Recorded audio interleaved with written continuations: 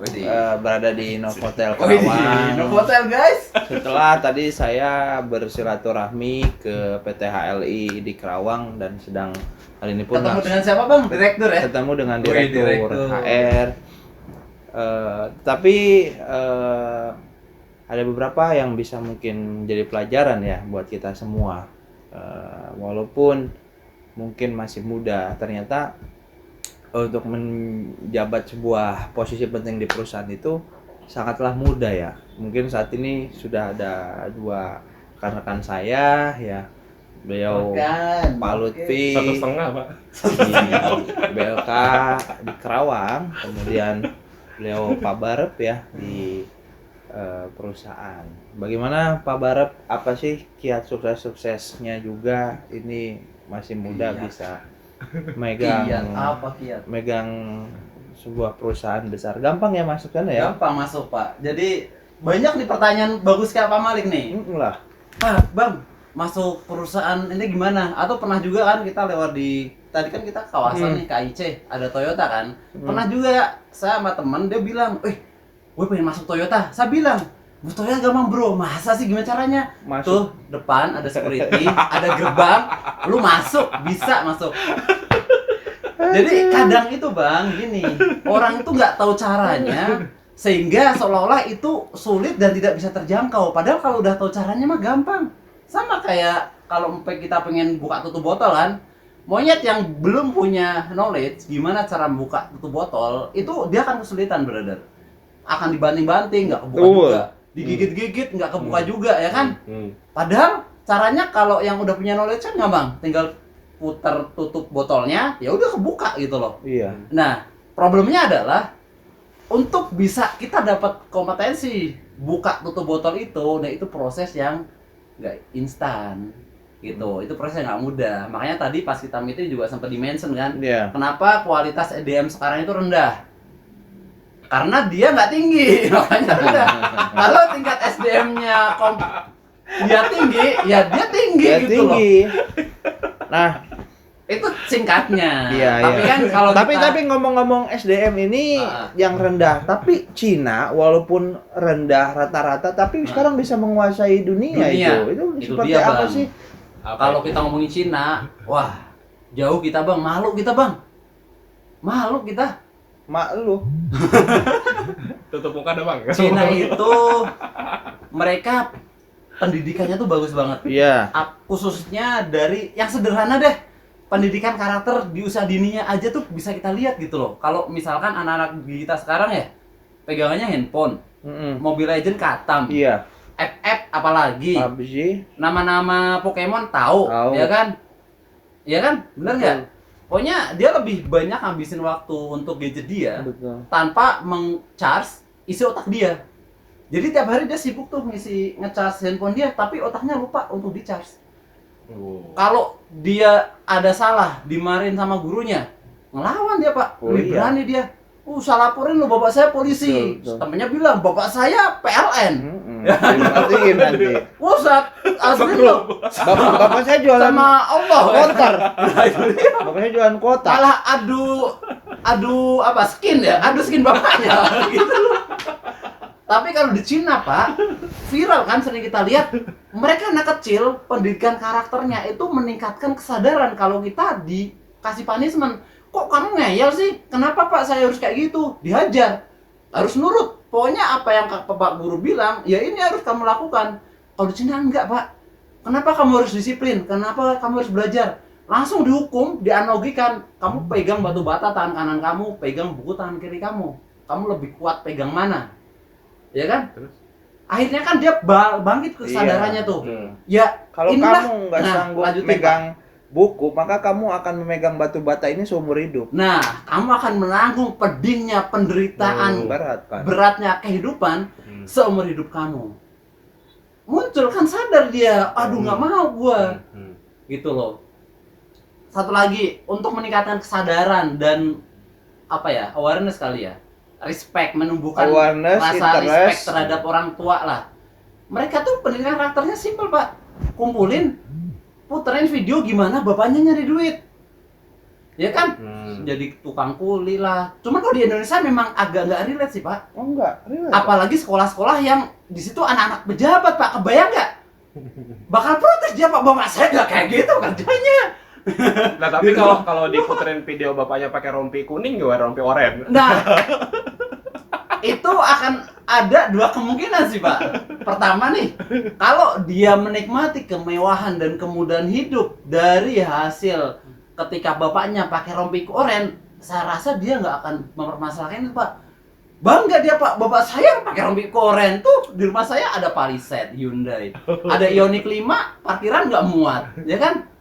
Susah juga, Pak, karena tadi ya maaf ya, keceplosan, maaf, bukan Indonesia ya, bukan Indonesia, maaf. Wakanda, di Wakanda. Thailand, di belahan Thailand sebelah. Tolong di sensor ya. Iya, Pas maaf, bagian bukan Indonesia. Wakanda. Itu Wakanda, tetangga kita, maaf, bukan Indonesia. Jadi kalau di Wakanda nggak relate, Pak. Makanya kalau kita kan sering diskusi nih dengan para akademisi, walaupun kita memang banyak belajar sebagai praktisi di korporasi, Betul. ya problem kita belum ketemu nih nggak matching gitu loh antara pendidikan yang di akademisi dengan pendidikan yang ada di dunia profesional. Walaupun mohon maaf nggak semuanya nggak relate, tapi sebagian besarnya itu seperti itu. Jadi siapa yang paling bertanggung jawab? Ya paling bertanggung jawab kita sih, Pak. Ya kita kan nggak boleh nyalain orang lain, Pak. Sebenarnya saya pengen nyebut nama orang. Bapak nih, Pak. sudah berapa kali diundang dalam sebulan ini sama sekolah ya? Mohon maaf, Pak. Mohon maaf banget. Bukannya saya nggak cinta, Pak. Tapi namanya juga pekerjaan, Pak. Punya bos kita, mau cuti susah, Pak. Baik, Pak. Iya. Tapi kalau misalkan minimal 3 kali lah sebulan. iya. Setahun. Setahun ya? Setahun 3 kali, Pak. Setahun 3 kali. Ya kita mah sebulan 3 kali aja, Pak. Tapi kuncinya adalah buat teman-teman praktisi nih, teman-teman para profesional, Betul. kita harus punya aware sih, kita harus sadar Sadaran. ya untuk ikut kontribusi dalam mencerdaskan anak bangsa. Jangan sampai yang digadang-gadang bawa presiden 2024 2045. 2045 Gimana bonus demografi? bonus demografi menuju generasi emas berubah jadi menuju generasi cemas. Itu yang bahaya, Pak. Ya nggak apa-apa, jadi jangan sampai generasi terburuk One Piece. Wah, generasi terburuk itu lebih-lebih, Pak. Tapi kalau kita ngomongin One Piece, sebenarnya kenapa worst generation itu bangkit, muncul? Tapi sebenarnya kalau kita lihat secara objektif, itu adalah titel yang diberikan sama orang yang nikmatnya kekuasaan sih, Pak. Yang memberikan label the worst generation kan world government ya, atau pemerintah dunia ya. Benar nggak sih, Pak? Yes. Ya itu. Padahal sebenarnya itu ada kebangkitan dari rakyat marginal untuk melawan kesemenang-menangannya penguasa yang culas dan tidak adil dan tidak beradab gitu loh. Dan mungkin juga mengubah konstitusi, nggak tahu ya. Mungkin gitu. Makanya label apapun yang diberikan oleh orang-orang yang punya kepentingan sebenarnya itu nggak terlalu penting sih. Karena kan lebih apa yang kita lakukan, apa kontribusi kita yang real untuk mencerdaskan generasi berikutnya. Itu yang kemudian menjadi PR bersama kita, Pak. Iya, betul. Gitu sih, Pak. Makanya kegelisahan kita itu adalah ketika bonus demografi itu justru mengubah bencana ya, bukan jadi hal yang menguntungkan, tapi akan menjadi hal yang membahayakan. Sekarang aja sudah kita perhatikan banyak sekali, Pak, kemunduran. Mungkin Bapak juga sering alami, Pak Lutfi juga. Dan kemunduran? Contohnya gimana? Ya. Mungkin dia masuk GGR, Pak. Itu mundur ya. Coba masih bisa tuh, Pak, ke Gigi depan, satu Pak. ya. Baik. Itu GGR bukan gigi racing. Ya. Terus ada lagi P. Apa? Power.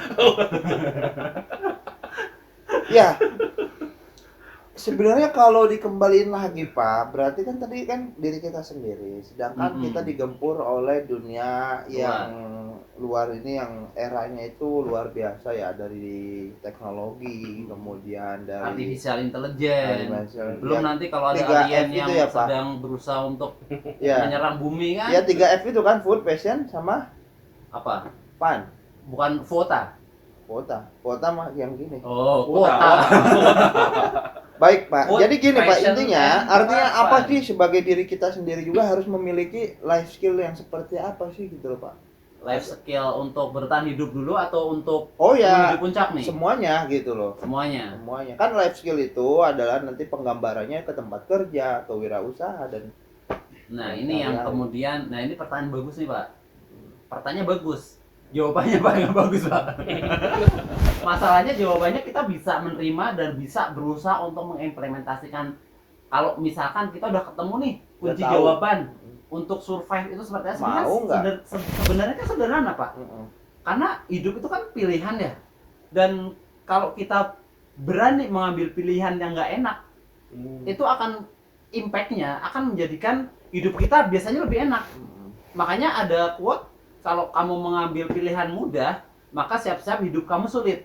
Tapi kalau kamu mengambil pilihan-pilihan hidup yang sulit, ya insya Allah hidup kamu akan jadi lebih mudah. Contoh gini Pak, kita mau tidur, main PS, buka HP, main FF, Mobile Legend, atau scroll-scroll TikTok, scroll-scroll Reels IG, itu kan mudah Pak.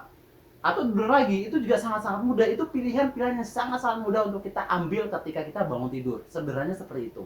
Dibandingkan dengan pilihan yang ketika kita bangun tidur, kita langsung punya visi, hari ini saya mau ngapain, di list yang produktif apa, kan ngomongin produktivitas kan. Iya. Baca buku berapa lembar, ada knowledge baru apa yang saya pelajarin, ada karakter skill apa yang bisa kita tingkatkan hari itu, ketemu people investment ya, bertemu dengan orang baru untuk menjalin engagement, menjalin relation yang bagus supaya ketika ada apa-apa kita bisa jadi orang yang pertama kali ada di kepala dia untuk bisa dijadikan problem solving dari persoalan dia dan lain sebagainya. Itu kan nggak gampang. Gerak keluar, exercise, olahraga supaya otot kita terbentuk, fisik kita jadi bugar, itu pilihan yang sulit gitu. Tapi lihat kebanyakan kita lebih banyak ambil pilihan yang mana? Kalau jawabannya kita selama ini hidup lebih suka mengambil pilihan yang mudah, bangun tidur, buat mikirin visi hari ini mau ngapain aja, ke depan gue mau jadi apa, lebih buka sosmed, buka HP buat entertain doang, nggak nambah apapun buat diri kita. Terus kita bilang protes, kok Tuhan nggak adil ya, kok saya gini-gini aja, teman saya udah sampai ke Cina misalkan. Ya salah elu gitu loh. Ngapain selama ini lu ngambil pilihan-pilihan yang mudah? Sedangkan nanti ketika di usia senja, ketika persaingan makin berat, semakin ketat, semakin banyak, dia baru bingung, kok gue nggak bisa apa-apa ya, kok dia gampang banget dapat kerja, kok saya sulit banget ya dapat kerja ya, kok dia gampang banget naik jabatan, buru-buru gue naik jabatan, dapat gaji UMR aja setengah mati perjuangannya misalkan. Ya itu adalah kesalahan yang kita anggap sepele, tapi impact-nya sangat jauh. Makanya pertama kali yang harus kita tanamkan dalam diri kita adalah kesadaran bahwa hidup kita tuh bukan cuma hari ini, bukan cuma detik ini, bukan cuma saat ini, tapi ke depan. Makanya kan life is choice itu benar adanya. Kalau kita melihat orang yang badannya terbentuk binaragawan, itu bukan dia Instan. tadi pagi masuk gym, sore keluar langsung kayak gitu. Enggak, tapi prosesnya apa? Berkali-kali. Dia harus kontraksi nih ototnya sampai pertama kali ya sakitnya minta ampun gitu loh. Karena ya disitulah perkembangan tuh akan mulai terbentuk gitu. Contoh simpelnya seperti itu. Sama kayak otak kan. Otak itu dari penelitian yang pernah saya baca, neuron dalam otak itu akan tersakiti ketika kita ada knowledge baru yang kita pahami dan kita pelajari. Tapi semakin akan menipis, akan saling tidak terkoneksi ketika kita lebih banyak melakukan hal-hal yang nggak berguna sama sekali. Makanya critical thinking itu penting banget, analytical thinking itu penting banget supaya apa? Nah tadi kembali ke proses kan, kembali ke zaman sederhana sekarang, kenapa banyak yang tadi kualitasnya tuh rendah? Karena pengennya serba instan semuanya gitu loh. Padahal untuk menuju sebuah keberhasilan, ya itu butuh proses. Sama lah kayak ketika kita gunung kan, kita mungkin bisa misalkan nyewa helikopter langsung sampai ke puncak gunung. Tapi untuk kita bisa nyewa helikopter itu kan butuh finansial yang besar. Untuk dapetin finansial yang besar kita butuh proses yang panjang. Dan ketika kita bisa melewati itu, tiba-tiba kita dapat lotre misalkan, dapat grand prize lah. Tiba-tiba kita bisa langsung di atas puncak gunung tanpa effort apapun. Beda dengan kita yang benar-benar berjuang melangkah, prepare dengan baik, bawa air 60 liter misalkan. Tiap pos kita berhenti, hampir mati kesengat ular misalkan. Terus kita sampai puncak. Iya. Rasanya beda kan? Nah, perjuangan itu seharusnya kita memaknai sebagai sebuah proses yang ketika kita berhasil mendapat apa yang kita dapatkan dari hasil proses perjuangan kita, itu nikmatnya luar biasa, Pak. Itu sama kayak teori delaying gratification kan. Kita menahan untuk melakukan ketidaknyamanan sejenak untuk mendapatkan tingkat berganda kenikmatan di akhirnya. Kayak gitu Pak, kita puasa. Buka puasa itu tuh akan meningkatkan kenikmatan pada saat kita menyantap dibanding makan malam pada umumnya, bener nggak? Kenapa? Karena tadi kita sudah melewati ketidaknyamanan seharian penuh, sehingga ketika kita mendapat kenyamanan itu ada multiple effect. Nah, kita harus sadar itu bahwa proses itu panjang dan kita harus enjoy dalam berproses. Makanya saya nggak setuju Tapi kalau kenapa Bapak pakai baju kembang-kembang itu? apa hubungannya Pak? Ada ya? Tetap itu ya, lanjut. Please deh Pak, tolong Pak. Saya hanya mengulang yang tadi. siap. Saya lagi fokus nih, Pak. Gitu Pak.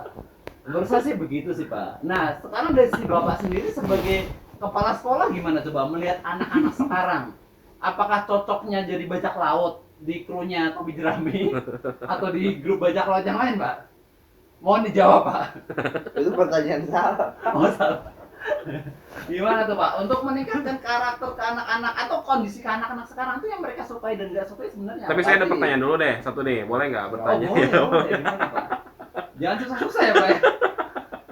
Nanti yang jawab bebas deh. Siapa Ya. aja ya. Oh nanti duluan mencet tombol ya. Yang duluan mencet boleh jawab.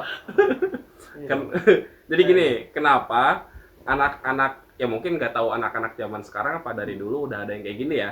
Kenapa orang tuh berpikirnya lebih pengen yang instan daripada yang berproses gitu loh. Sedangkan tadi kalau dijelasin kan orang yang bisa mencapai karena proses itu dia akan lebih nikmat saat dia berada di puncak gitu Mas. Kenapa tuh kira-kira? Nah dari abang dulu lah. Kenapa bang? Pendapatannya bang? Jadi ya banyak faktor sih ya. Yang paling penting adalah tadi faktor kesadaran. Faktor kesadaran tersebut kan dibentuknya itu bisa jadi keadaan dia sendiri gitu kan. Artinya dengan kondisi orang tua gitu yang sudah nyaman gitu kan. Jadi orang udah deh udah enak gitu kan, ngapain sih kerja jauh-jauh ke luar negeri gitu kan, di sini pun banyak PT gitu kan, tapi dia nggak sadar gitu karena lingkungannya sudah membentuk ya seperti itu gitu kan.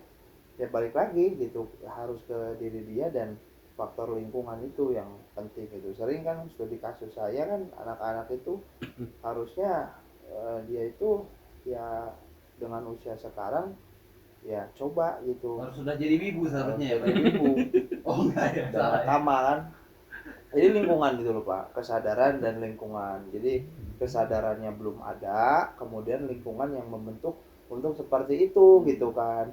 Nah kita sebagai stakeholder, orang yang berkepentingan ya tidak bisa bukan tidak bisa berusaha, dan memang balik lagi porsinya mereka itu dengan porsi kami di sekolah itu kan sangat kecil gitu. Kami hanya 7 jam sedangkan mereka ini, tetapi ya bukan pesimis juga kan kalau misalnya punya dengan sistem kemudian balik lagi sudah sadar ya insya Allah sih gitu kan. Nah tadi betul, jadi kesadaran kemudian lingkungan yang membentuk itu gitu kan.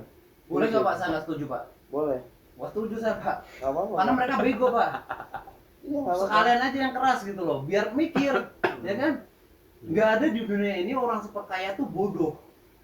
Coba deh cek siapa orang kaya tapi bodoh. Terus nggak ada di dunia ini orang kaya orangnya males.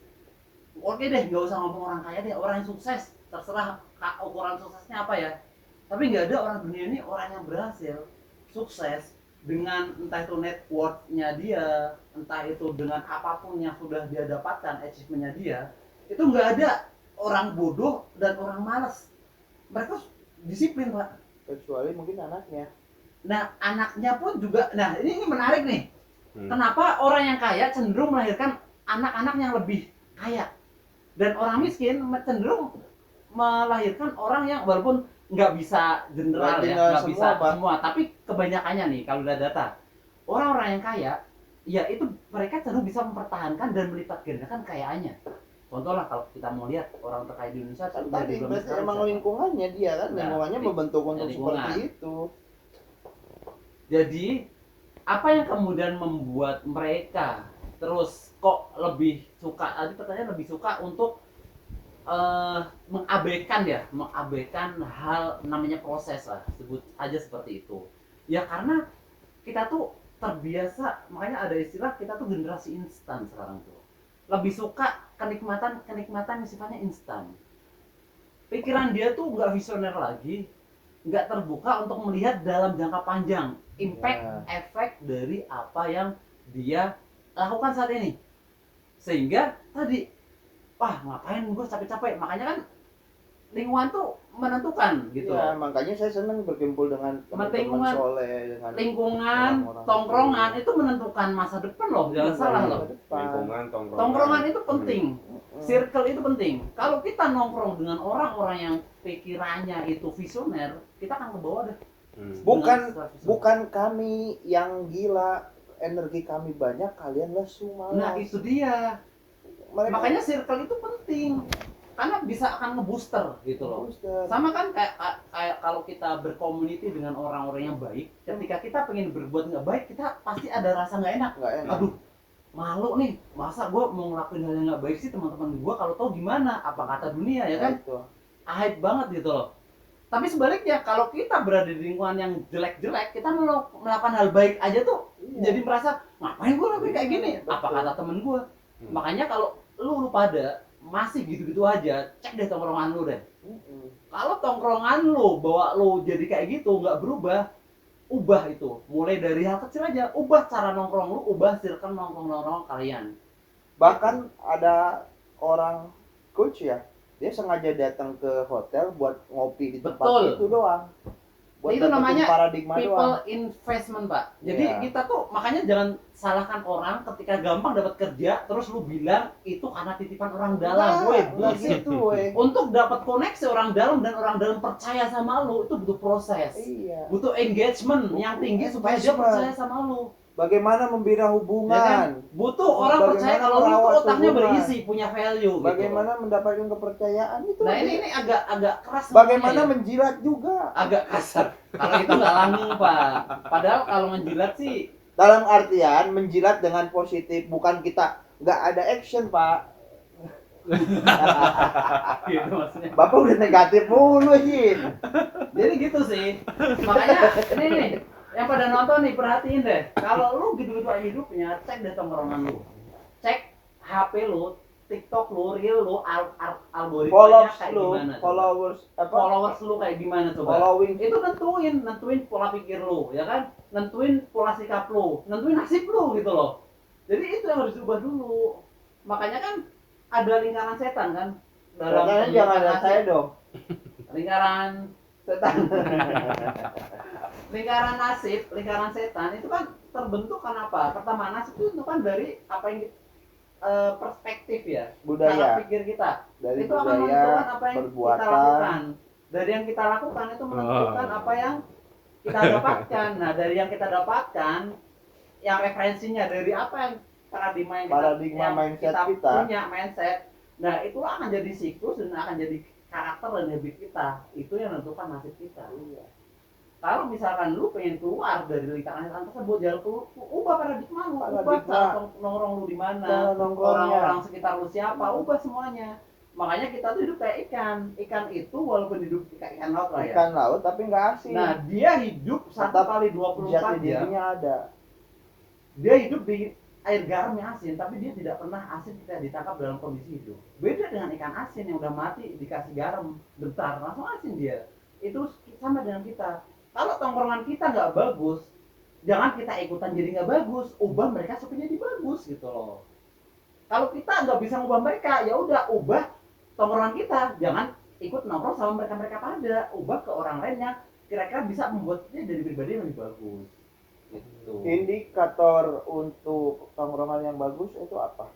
Kalau ngomong indikator, selama tongkrongan lo membuat perbaikan pada diri lo, mengupgrade otak lo, mengupgrade mindset lo, itu bagus. Tapi selama itu wasting time doang, ngabisin waktu doang dan lu nggak dapat apa-apa, dapat capek doang dan duit lu habis doang di situ. Ya, karena kalau duit habis sih itu subjektif lah ya, bisa bagus bisa enggak. Makanya ada investment tadi itu bisa juga kita invest tuh ada yang dikorbankan gitu loh. Tapi indikator utama adalah kalau itu tidak membuat kita lebih baik, nambah relasi tidak baru. membuat kita jadi lebih pinter, tidak membuat kita jadi lebih sehat, tidak membuat kita jadi lebih bersemangat, itu udah jelas salah. Satu lagi, gak membuat kita jadi lebih taat, ya kan? Itu kan indikator, Pak. Gitu. Itulah teman-teman ya, bagaimana kita harus mencari tongkrongan-tongkrongan. Oke lah, gitu dulu aja lah. Nanti Tutup ya. makin emosi ntar kalau kita bahas lagi. Ntar lu juga dengernya makin emosi. Gitu. Cari tongkrongan positif, mindsetkan positif. Insya Allah nasibmu akan berhasil. Amin.